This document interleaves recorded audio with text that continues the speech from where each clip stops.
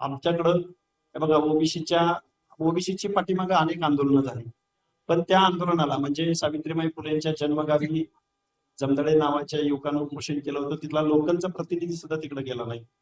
आमच्या भगवानगडाच्या पायथ्याला माथोरी गावामध्ये कीर्तने नावाच्या तरुणाचं उपोषण झालं होतं, तिकडेही माणूस गेला नाही. चौंडीच्या आंदोलनालाही लोकलचा लोकप्रतिनिधी सुद्धा गेला नाही, आमदार खासदार. मग ओबीसी आंदोलन म्हणजे ओबीसीला हक्क अधिकार नाहीत का, किंवा हे शासन ओबीसीचं नाही का? 7% लोकसंख्या आहे ओबीसीची, 50%पेक्षा जास्त आहे.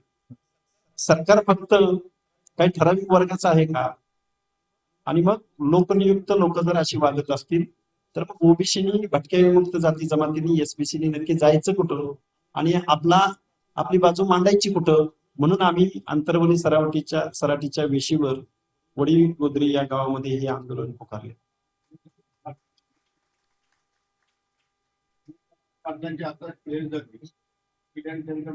मराठा समाजाच्या विरोधात किंवा मराठा नेत्यांच्या समाजातील जे पाहिजे ते त्यांनी द्यायला पाहिजे. तुमच्या उपोषणाला त्यांनी अधिकार म्हणून जरांगे साहेब या महाराष्ट्रामध्ये गेले 7-8 महिने महाराष्ट्राला सांगतायत की ओबीसी आमचा बंधू भाव आहे. ओबीसीच्या गाडीवर आम्ही 50-50 रुपयाचं पेट्रोल टाकून बसतो आणि आमच्यात भाईचारा आहे. आणि ओबीसीच्या नेत्यांना ते टार्गेट करताना दिसून येतात.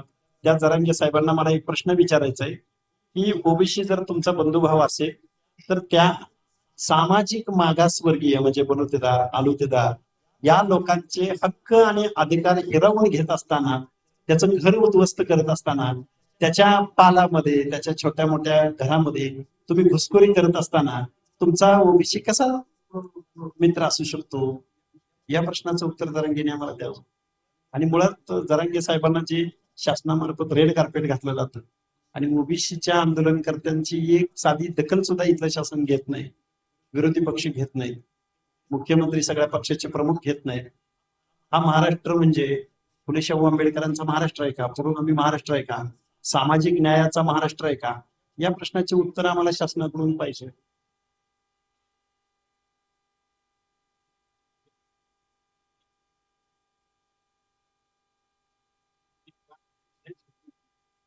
झाले ना?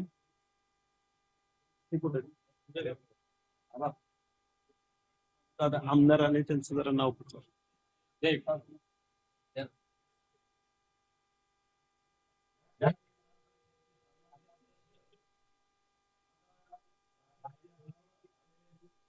लक्ष्मण हाके आणि नवनाथ वाघमारेंचं उपोषण हे गेल्या 5 दिवसांपासून सुरू आहे. आज सरकारचं शिष्टमंडळ त्यांच्या भेटीसाठी आलेलं होतं. मात्र लक्ष्मण हाके यांनी बोलताना खंत व्यक्त केलेली आहे की ओबीसी आंदोलनाची दखल जी आहे ती सरकारकडून घेण्यात आली नाही. ओबीसी आंदोलनाची दखल जी आहे ती घेतली जात नाही असं लक्ष्मण हाके यांचं म्हणणं आहे. लक्ष्मण हाके आणि नवनाथ वाघमारे यांचं गेल्या 5 दिवसांपासून उपोषण सुरू आहे.